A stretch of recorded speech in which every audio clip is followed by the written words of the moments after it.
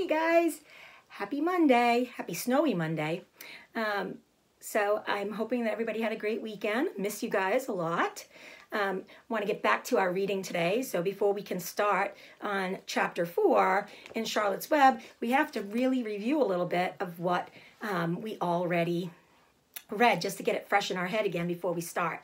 So I'm going to say that the setting takes place at Fern's house, and now they've moved over to Mr. Zuckerman's farm. So that's Fern's uncle, and that's where Will lives now. So that's where the setting is taking place. The characters, well, we've met Wilbur, the new piglet. We've met Fern, the little girl. We've met a goose that, I don't know if the goose had a name. I'm trying to remember if the goose had a name. That talked really fast, that convinced Wilbur to sneak out of his paddock in the last chapter that we read. And let's see, who else do we have? Mr. Zuckerman, the farmer. And that's really it right now, but when we left off on chapter 3, there was someone that had started to speak to Wilbur. And I think we're going to find out in chapter 4 who that is. So, some new characters will be coming in. So where we left off, well, Wilbur had decided, with a little help from the goose, that it would be a good idea to come out of his pen. So remember, he got out of his pen, and they all were going after him to get him back in his pen. So here we go. Loneliness. So loneliness is when you have a feeling of you're just being alone, and you kind of feel by yourself, that you don't have anyone to really play with or be with. So chapter 4, loneliness. The next day was rainy and dark. Rain fell on the roof of the barn and dripped steadily from the eaves. Rain fell in the barnyard and ran in crooked crosses down into the lane where thistles and pigweed grew.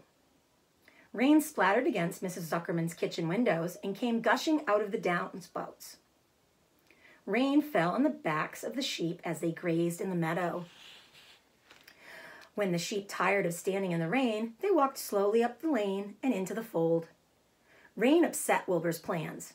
Wilbur had planned to go out this day and dig a new hole in his yard. He had other plans, too. His plans for the day went something like this. Breakfast at 6:30, skim milk, crusts, middlings, bits of donuts, wheat cakes with drops of maple syrup sticking to them, potato skins, leftover custard pudding with raisins, and bits of shredded wheat. Breakfast would be finished at 7 o'clock. From 7 o'clock to 8 o'clock, Wilbur planned to have a talk with Templeton, the rat that lived under his trough. Trough is that big feeding, it's like a really large food bin that the animals eat out of.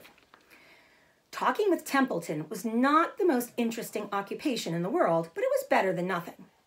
From 8 to 9 o'clock, Wilbur planned to take a nap outdoors in the sun. From 9 to 11, he planned to dig a hole or trench and possibly find something good to eat buried in the dirt. From 11 to 12, he planned to stand still and watch flies on the boards, watch bees in the clover, and watch swallows in the air. 12 o'clock, lunchtime, middlings, warm water, apple parings, meat gravy, carrot scrapings, meat scraps, stale bread, and the wrapper of a package of cheese. Lunch would be over at 1. From 1 to 2, Wilbur planned to sleep. From 2 to 3, he planned to scratch itchy places by rubbing against the fence. From 3 to 4, he planned to stand perfectly still and think of what it was like to be alive, and to wait for Fern. At 4 would come supper. Skim milk, leftover sandwiches from Lurvy's lunchbox, prune skins, a morsel of this and a bit of that, fried potatoes, marmalade drippings, and a little more of this and a little more of that. A piece of baked apple, a scrap of upside-down cake. Wilbur had gone to sleep thinking about these plans. He woke at 6 and saw the rain, and it seemed as though he couldn't bear it. I get everything all beautifully planned, and it has to go and rain, he said. For a while, he stood gloomily indoors. Gloomily means sadly. Then he walked to the door and looked out. Drops of rain stuck to his face. His yard was cold and wet. His trough had an inch of rainwater in it. Templeton was nowhere to be seen. "Are you out there, Templeton?" called Wilbur. There was no answer. Suddenly, Wilbur felt lonely and friendless. One day, just like another, he groaned. "I'm very young. I have no real friend here in the barn. It's going to rain all morning and all afternoon, and Fern won't come in such bad weather. Oh, honestly." And Wilbur was crying again for the second time in 2 days. At 6:30, Wilbur heard the banging of a pail. Lurvy was standing outside in the rain, stirring up breakfast. "Come on, pig," said Lurvy. Wilbur did not budge. Lurvy dumped the slop scrappings into the pail and walked away. He noticed that something was wrong with the pig. Wilbur didn't want food. He wanted love.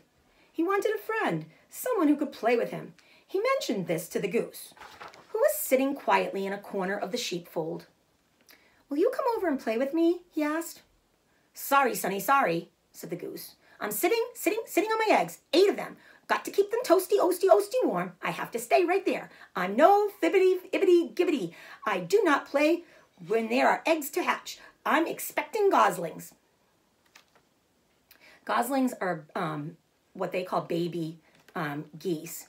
And a gander, which we learned about in the last chapter, is a male goose. "Well, I didn't think you were expecting woodpeckers," said Wilbur bitterly. Wilbur next tried one of the lambs. "Will you please play with me?" he asked. "Certainly not," said the lamb. "In the first place, I cannot get into your pen, as I am not old enough to jump over the fence. In the second place, I'm not interested in pigs. Pigs mean less than nothing to me." "What do you mean, less than nothing?" replied Wilbur. "I don't think there's any such thing as less than nothing. Nothing is absolutely the limit of nothingness. It's the lowest you can go. It's the end of the line. How can something be less than nothing? If there was something that was less than nothing, then nothing would not be nothing. It would be something, even though it's just a very little bit of something. But if nothing is nothing, then nothing has nothing that is less than it is." "Oh, be quiet," said the lamb. "Go play by yourself. I don't play with pigs." Sadly, Wilbur lay down and listened to the rain. Soon he saw the rat climbing down a slanted board that he used as a stairway. "Will you play with me, Templeton?" asked Wilbur. "Play?" said Templeton, twirling his whiskers. "Play?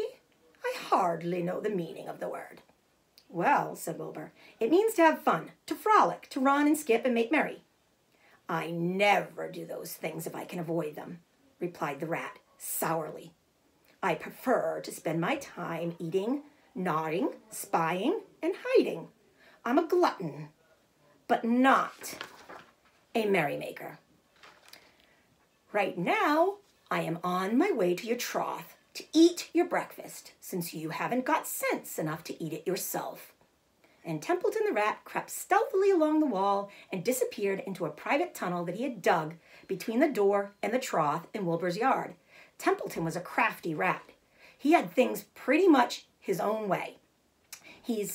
The tunnel was an example of his skill and cunning. The tunnel enabled him to get from the barn to his hiding place under the pig trough without coming out into the open. He had tunnels and runways all over Mr. Zuckerman's farm and could get from one place to another without being seen. Usually he slept during the daytime and was abroad only after dark. Wilbur watched him disappear into his tunnel. In a moment he saw the rat's sharp nose poke out from underneath the wooden trough. Cautiously, Templeton pulled himself up over the edge of the trough. This was almost more than Wilbur could stand. On this dreary, rainy day, to see his breakfast being eaten by somebody else. He knew Templeton was getting soaked out there in the pouring rain, but even that didn't comfort him. Friendless, dejected, and hungry, he threw himself down in the manure and sobbed. Late that afternoon, Lurvy went to Mr. Zuckerman. "I think there's something wrong with that pig of yours. He hasn't touched his food." "Give him 2 spoonfuls of sulfur and a little molasses," said Mr. Zuckerman. Wilbur didn't believe what was happening to him when Lurvy caught him and forced the medicine down his throat. This was certainly the worst day of his life. He didn't know whether he would endure the awful loneliness anymore. Darkness settled over everything. Soon there were only shadows and the noises of the sheep chewing their cuds, and occasionally the rattle of a cow chain up overhead. You can imagine Wilbur's surprise when out of the darkness came a small voice he had never heard before. It sounded rather thin, but pleasant. "Do you want a friend, Wilbur?" it said. "I'll be a friend to you.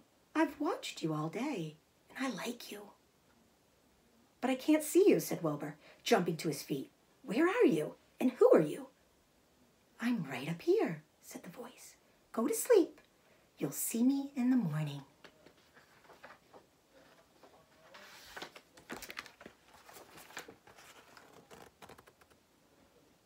So there's Wilbur sadly sitting. So I guess he's going to be meeting a new character. So we've got a couple of characters that came in this one, the lamb and Templeton the rat, and now a new friend that he's going to meet. So that will be for tomorrow because that's chapter 5. And chapter 5's title is Charlotte. So I have a feeling the friend he's going to meet is Charlotte. And Charlotte's Web, here's a clue about what kind of character Charlotte might be. Well, have a great evening, and I will talk and read a little bit more with you tomorrow. Take care, friends.